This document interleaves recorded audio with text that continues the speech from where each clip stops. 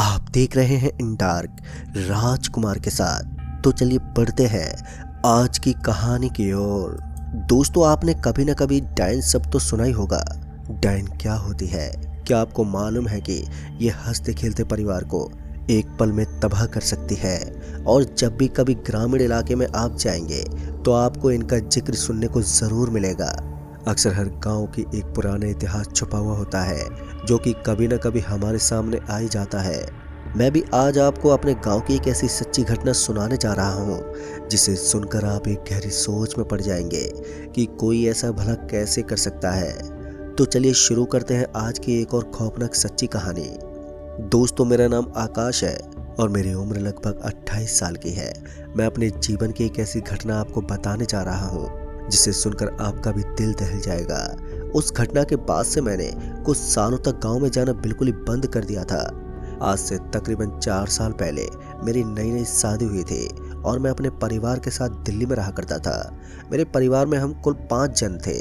मेरे माँ बाप, मेरा एक छोटा भाई जो कि मेरे गांव मंगलपुर में रहा करते थे, और मैं अपनी शादी के बाद से अपनी पत्नी को लेकर दिल्ली में रहता था। दरअसल मेरी वाइफ पिछले 7 महीने से प्रेग्नेंट थी, और जब इस बारे में मैंने अपनी माँ को बताया तो मेरी माँ मुझे गांव आने के लिए कहने लगी कि मैं अकेले अपनी पत्नी की देखभाल नहीं कर सकता। मुझे अपनी माँ की बात उचित लगी। इस वजह से मैं कुछ महीनों की छुट्टी लेकर अपनी वाइफ के साथ मंगलपुर यानी कि मैं अपने घर चला आया। काफी वक्त बाद मैं अपने गांव लौटा था। मेरी माँ मेरी वाइफ का काफी ध्यान रखने लगी थी। कहते हैं ना, जब हम अपनों के बीच होते हैं तो समय कब गुजर जाता है हमें पता ही नहीं चलता। गांव में आए हमें अब तकरीबन 1 महीना हो चुका था कि तभी गांव में एक नया वाक्य उमड़ कर सामने आने लगा। मेरे गांव में अब नवजात शिशुओं की मौतों का सिलसिला शुरू हो गया था, और देखते ही देखते मेरे टोले मोहल्ले के कई शिशुओं की बड़ी ही रहस्यमय तरह से मौतें होने लगी। किसी को कुछ भी समझ में नहीं आ रहा था कि इसके पीछे का असल कारण क्या है। अब मेरे गांव में डर ने अपनी जगह बना ली थी। धीरे धीरे ये छोटे बच्चों की मौतों का सिलसिला दिन प्रतिदिन बढ़ने लगा। गांव में तरह तरह की बातें होनी शुरू हो गई। कुछ लोग तो अब इसके पीछे का कारण डायन को समझ रहे थे। मेरे टोले में एक बहुत ही बुरी औरत रहा करती थी जिन्हें मैं अपनी दादी की तरह ही समझता था, और हर शाम जब भी वक्त मिलता तो मैं उनके पास बैठा करता और उनके ज़माने की बातें पूछा करता। अब मुझे भी इस बात की चिंता होने लगी कि आखिर इन नवजात शिशुओं ने किसी का भला क्या बिगाड़ा है जो इनकी मृत्यु हो रही है। उस छोटे से गांव के हर घर में अब मातम का माहौल बना हुआ था।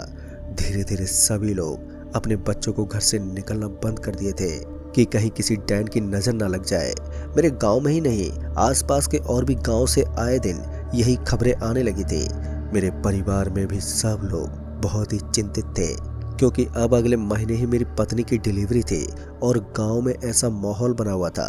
एक शाम हम सब लोग एक साथ बैठे हुए थे और इसी विषय में हमारे बीच चर्चा हो रही थी कि तभी मैंने अपनी माँ से जिज्ञासावश पूछा, माँ ये डायन होती क्या है और क्या मिलता है इन्हें किसी को सताकर? गांव में सब लोग इन मौतों के पीछे का कारण डायन को ही बता रहे हैं। मेरी माँ मेरी बात का जवाब देते हुए कहने लगी, जन्म से ये डायन नहीं होती बेटा, ये हमारे बीच ही रहती है, लेकिन ये किसी को अपने बारे में भनक तक नहीं लगने देती। कहते हैं कि ये डायन बनने से पहले एक शपथ लेती है कि चाहे इनका कोई कितना भी खास क्यों ना हो, सच कहें तो ये एक श्राप से कम नहीं होता है, और यही कारण है कि ये लोगों को अपनी सिद्धियों से सताती रहती है। कि तभी मेरी माँ की बात पर मेरी पत्नी ने मेरी माँ से पूछा, तो ये नवजात शिशुओं को क्यों मारती हैं? उन मासूमों को मारकर इन्हें क्या मिलता है? मेरी पत्नी के सवाल का जवाब देते हुए तो इस पर मेरी माँ ने बताया कि जितना कि उन्होंने सुना है कि जैसे जैसे ये तंत्र क्रियाओं में आगे बढ़ जाती हैं तो इनकी सिद्धियाँ प्राप्त करने की लालसा भी बढ़ने लगती है, और यही कारण है कि ये नवजात शिशुओं को तब तक सताती हैं जब तक उनकी मृत्यु नहीं हो जाती, और उनकी मृत्यु के बाद उन शिशुओं की आत्मा को एक पुतले में कैद करके रखती है, क्योंकि नवजात शिशुओं के शव को अग्नि नहीं दी जाती बल्कि उन्हें दफनाया जाता है। और यही कारण है कि ये उन्हें ही अपना शिकार चुनती है, क्योंकि वो अपनी पीड़ा किसी से बता नहीं सकते। और जब उनके शव को किसी सुनसान जगह पर दफना दिया जाता है तो ये किसी तरह से उनका पता लगा लेती है, और हर अमावस्या की रात आधी रात को ये उसी जगह अकेले जाती है और अपने पूरे कपड़ों को उतार कर ये उन बच्चों के शव को अपने हाथों से मिट्टी से निकालकर उनके शरीर में प्राण फूंकती है और उन्हें खिलाती है। कहते हैं कि इस प्रक्रिया के दौरान अगर उन्हें किसी ने देख भी लिया और उस दिए को बुझा भी दिया तो वो डायन सारी सिद्धियां भूल जाएगी और पागल हो जाएगी, पर वो किसी भी हाल में उस दिए को बुझने नहीं देती।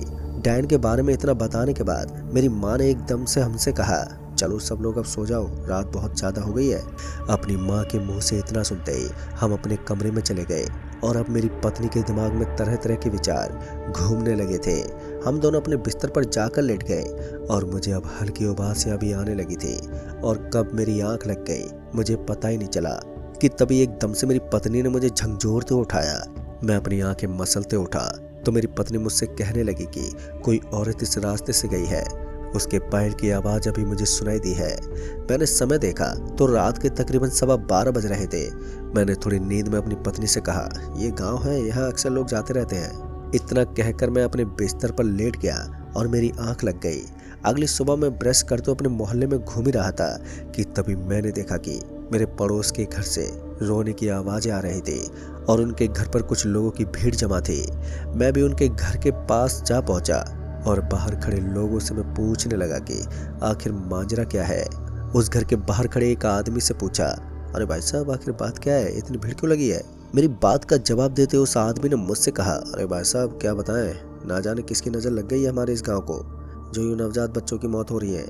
उस आदमी की बात सुनकर मैं तो हताश होकर अपने घर लौट आया। मुझे भी कुछ भी समझ में नहीं आ रहा था कि इन मौतों के पीछे का असल कारण क्या है और धीरे धीरे वक्त गुजरता गया। हर 1 से 2 दिन के बाद किसी न किसी घर से एक नवजात शिशु की मौत हो ही जाती। मेरे गांव के पड़ोस वाले गांव में भी यही हाल था। एक शाम अचानक ही मेरी पत्नी का लीवर पेन शुरू हो गया। मैं फौरन ही अपनी पत्नी को लेकर हॉस्पिटल के लिए रवाना हो गया। हॉस्पिटल पहुंचने के बाद मैंने इमरजेंसी में अपनी पत्नी को एडमिट कराया। मेरे साथ मेरी माँ भी आई हुई थी और लगभग रात के 9 बजे हमें एक खुशखबरी सुनाई दी थी कि मेरा एक बेटा हुआ है, जिसे सुनकर हम सभी लोग खुश हुए। लेकिन कुछ देर के बाद ही मेरी माँ का चेहरा उदास हो गया। मेरी माँ को ये डर था कि कहीं मेरे बेटे के साथ भी कुछ ऐसा ना हो जाए। इसी बारे में सोचकर मेरी माँ उदास होकर बैठी थी। डॉक्टर ने हमें कुछ दिन हॉस्पिटल में ही रुकने को कहा। मैं और मेरी माँ हम दोनों हॉस्पिटल में ही पूरी रात रुके रहे और अगली सुबह के तकरीबन 7 बजे मेरे घर से मेरे छोटे भाई का फ़ोन आया। उसने मुझे फ़ोन पर बताया कि एक डायन पकड़ी गई है और गांव वाले गुस्से में गांव के बीचों बीच उस औरत को पीट रहे हैं। मैंने इस बारे में जब अपनी माँ से ये बात बताई तो मेरी माँ का चेहरा एक बार के लिए खिल उठा। उन्होंने मुझसे कहा, आप डरने की कोई ज़रूरत नहीं है, अब वो डायन पकड़ी गई है तो हमारा मुन्ना सुरक्षित है। और फिर लगभग 2 दिन के बाद ही हम हॉस्पिटल से घर चले आए। डायन के पकड़े जाने की वजह से पूरे गांव में खुशी का माहौल था और मेरे घर में पहला वारिस आने से हमारी खुशी का कोई ठिकाना ना था। गांव वालों ने उस डायन को मारकर हालत खराब कर दी थी, जिस वजह से वो अब पागल हो गई थी। गांव में अक्सर बच्चे के जन्म के 6वें दिन उसकी छठी मनाई जाती है, जिस दिन उसका नामकरण होता है। और मैंने भी अपनी बेटी की छठी मनाने का निर्णय किया और मेरे बेटे के जन्म के 6 दिन बाद ही हम सुबह से ही तैयारियों में लग गए और कब शाम हो गई हमें पता ही नहीं चला। शाम के तकरीबन 7 बजे से सारा कार्यक्रम शुरू हुआ और पूरे गांव वाले और रिश्तेदार सब लोग घर पर आए हुए थे और हमने बड़ी धूमधाम से अपने बेटे की छठी मनाई। और लगभग 2 दिन बाद ही एक दिल दहला देने वाली खबर हमें सुनाई दी कि मेरे गांव में एक और शिशु की मौत हुई है। उस बच्चे की मौत की खबर सुनकर हमारी हालत खराब हो गई, क्योंकि मेरे बेटे की छठी के दिन मैंने पूरे गांव वालों को आमंत्रित किया था और मुझे अब ये चिंता सताने लगी कि कहीं मेरे बेटे पर किसी की बुरी नज़र ना लग गई हो। और एक बार फिर देखते देखते नवजात शिशुओं के मौतों का सिलसिला जारी हो गया। किसी को ये समझ में नहीं आ रहा था कि एक डायन तो पकड़ी गई है, तो अब इसके पीछे किसका हाथ है। फिर एक दिन गांव में सभी पंच बैठे सारे गांव वाले एकजुट हुए और इन्हीं मौतों पर चर्चाएं शुरू हो गई। सभी गांव वालों ने यह निर्णय किया कि अगर अब से किसी भी नवजात शिशु की मृत्यु अगर होती है तो जिस जगह उसके शव को मिट्टी दी जाएगी तो आधी रात उसी जगह पर चुपके से जाकर कुछ लोग रखवाली करेंगे, क्योंकि अगर इस दौरान कोई डायन अगर मौके पर पकड़ी जाती है तो उन डायनों का इन्हीं से पता लगाया जा सकता है और अब से वो परिवार जिसके घर में नवजात शिशु है वो अपने घर से बाहर नहीं निकलेगा। अभी ये बातें ही हो रही थी कि एकदम से गांव के पंचायत में बैठे हमारे गांव के सिद्ध पंडित जी ने एकदम से कहा, अगर वाकई में इन मौतों के पीछे डायन का ही हाथ है तो वो ज़रूरी इन शिशुओं के शरीर में प्राण फूंक कर उन्हें जिंदा करेंगे और कुछ घंटों तक वो अपने गोद में खिलाएंगे, क्योंकि अगर वे ऐसा नहीं करती है तो उनकी सिद्धियां नहीं बढ़ेंगी, और इस दौरान जैसे वे बच्चों में प्राण फूके तो हम तुरंत उन्हें मौके पर धर लेंगे। किसी तरह से उस दीप को हम बुझा देंगे। पंडित जी की बात से सभी गांव वाले सहमत हो गए और आज से सभी लोग शिशु की शव की पहरेदारी करेंगे। मैं भी उस बैठक में बैठा इन सब बातों को बड़े ही गौर से सुन रहा था कि तभी अचानक ही मेरे मोबाइल पर मेरी पत्नी का फोन आया, और जैसे मैंने फोन उठाया तो सामने से मेरी पत्नी ने रोते हुए कहा, मुन्ना की तबीयत बहुत ही बिगड़ने लगी है। अपनी पत्नी की बात सुनकर जैसे मानो मेरे प्राण सूख गए हों, मैं दौड़ता हुआ एकदम से अपने घर पहुंचा तो मैंने देखा कि मेरा बेटा बस रोए जा रहा था। मैंने फौरन ही अपनी गाड़ी निकाली और अपनी माँ और पत्नी को लेकर हॉस्पिटल की ओर निकल पड़ा। मैं पूरी रफ्तार से अपनी कार को हॉस्पिटल की ओर भगाए जा रहा था कि तभी एकदम से मेरी माँ और मेरी पत्नी चीख चीख कर रोने लगी। मैंने उन्हें दिलासा देते हुए कहा, सब ठीक हो जाएगा, कुछ नहीं होगा मुन्ने को, और कुछ ही देर में हम हॉस्पिटल पहुंच जाएंगे। और जैसे हम हॉस्पिटल पहुंचे और जैसे मैंने डॉक्टर को दिखाया तो डॉक्टर का जवाब सुनकर तो हमारी आंखों से आंसू थमने का नाम ही नहीं ले रहे थे। डॉक्टर ने बताया कि अब मेरा बेटा इस दुनिया में नहीं रहा, आपने आने में थोड़ी देर कर दी।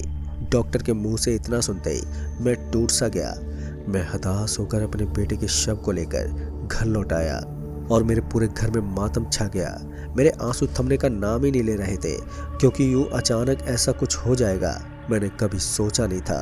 और गांव में जैसे इस बात की खबर पहुंची कि मेरा बेटा भी अब किसी की साजिश का शिकार हो गया है, एक और मेरे घर में मेरे बेटे की शव को ले जाने की विधि पूर्वक तैयारी चल रही थी, तो एक और पंडित जी सहित हम कुछ लोग ये योजना बना रहे थे कि अगर वाकई में मेरे बेटे की मृत्यु किसी डायन या काली शक्तियों से हुई है तो अभी भी उसे बचाने का हमारे पास एक मौका है। तभी पंडित जी ने कहा, कल ही अमावस्या की रात है, कल किसी भी हाल में वो डायन तुम्हारे बेटे के शव के पास जरूर आएगी।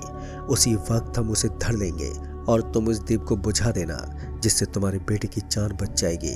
शाम के तकरीबन 2 बज रहे थे। मैं अपने बेटे के शव को लेकर कुछ गांव वालों के साथ गांव के एकदम किनारे एक छोटे से बगीचे में मैंने विधि पूर्वक अपने बेटे के शव को मिट्टी दी और हम सभी अपने घर लौट आए। पर मैं एक उम्मीद लिए कल की रात होने की बेसब्री से प्रतीक्षा कर रहा था और सारी रात मैंने बैठे बैठे ही गुजार दी। फिर अगली सुबह बिना किसी को कुछ बताए मैं और मेरा छोटा भाई, मेरे पिता और गांव के कुछ लोग, पंडित जी, हम सब ने आज रात के तकरीबन 11 बजे से उसी जगह जाने का निर्णय किया जहां मेरे बेटे के शव को हमने दफनाया था। मेरी पत्नी ने अपना शरीर छोड़ दिया और रो रो कर उसका बुरा हाल हो गया था। मेरी माँ ने बड़ी मुश्किल से मेरी पत्नी को समझाया कि अभी भी हमारे पास एक मौका है, और आखिर वो पल भी आ गया जिसका मैं बेसब्री से इंतजार कर रहा था। रात के तकरीबन 10 बज रहे थे और हम उसी जगह पर अलग अलग दिशा में जाकर छुप गए और हम सब की नजरें उसी जगह पर टिकी हुई थी जहां मेरे बेटे के शव को दफन किया गया था। चारों तरफ एकदम गहरा सन्नाटा पसरा हुआ था कि तभी हमारी नजरें एक जगह पर जाकर ठहर गई। दरअसल हमने देखा कि एक बहुत ही खूबसूरत सी महिला, जिसके लंबे घने बाल थे, वो अपने हाथ में झोला लिए उसी जगह पर बैठ गई जहां मेरे बेटे का शव था, और देखते ही देखते वो अपने हाथों से मेरे बेटे के शव को निकालने लगी और एक दीप जलाकर उसी मिट्टी के पास में एक घेरा बनाकर उसमें मेरे बेटे के शरीर को रख दिया और कुछ मंत्र उच्चारण कर अपने शरीर की एक एक कपड़े उतारने लगी। दोस्तों, वो दिल दहला देने वाला मंजर देखकर हम सभी की आंखें फटी की फटी रह गई कि तभी मैंने एकदम से उस दिए की रोशनी में देखा तो मैंने पाया कि मेरे बेटे का शरीर हिलने लगा है और देखते ही देखते वो मेरे बेटे को अपने गोद में लेकर खिलाने लगी है कि तभी पंडित जी ने मुझे आगे जाकर उस दिए को बुझाने के लिए कहा। मैं बड़े ही धीमे कदमों के साथ उस डायन के पास गया और धीरे से उस दिए को बुझा दिया। उस दिए के बुझते ही हम उस डायन पर टूट पड़े और वो मेरे बेटे को वहीं छोड़कर वो अपनी जान बचाकर जंगल की ओर भाग गई। रात भर हम उसी जगह पर बैठे रहे और बड़ी मुश्किल से मैंने उस दिए को बुझाया था। वो डायन तो हमारे हाथ से निकल गई, लेकिन मेरा बेटा सही सलामत बच गया। मेरे गांव के पंडित जी ने कहा, अब डरने की कोई बात नहीं है, अब तक तो वो डायन अपनी सारी सिद्धियां भूल गई होगी।